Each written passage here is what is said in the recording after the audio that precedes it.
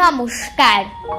কবি সন্দীপন পারিয়ালের লেখা কবিতা বাবা হওয়া কঠিন।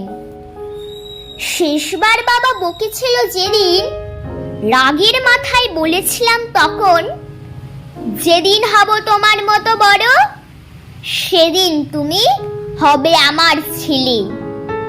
এক ধাপকে চুপ করাবো তোমায়, ছুটতে যাবে সব খেলনা ফেলে।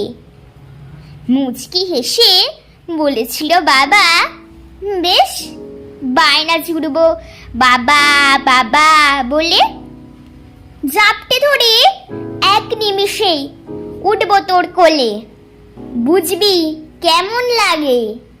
তুই আমার বাবা হবি, আমি তোর খোকা হব যখন। সকালবেলা স্কুল যাওয়ার সময় তুই উঠবি আমার আগে। অফিস যাবি ভিড় বাসে চড়ে, বুঝবি খোকা তখন কেমন লাগে। পথ চলতে বায়না জুড়বো আমি, এটা কিনে দাও বলে।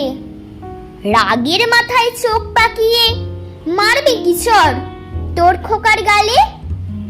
পুজোর সময় 3টে জামাই চাই, বলবো যখন তোর কোলে চড়ে।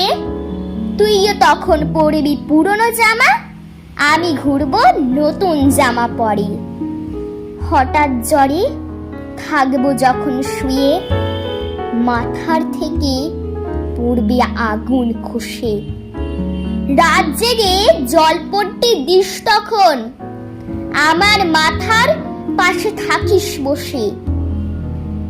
আরো কত দস্যিপনা চাইবো নতুন খেলনা দামি দামি, তখন তো তুই বাবা আমার, তোর ছোট্ট খোকা আমি।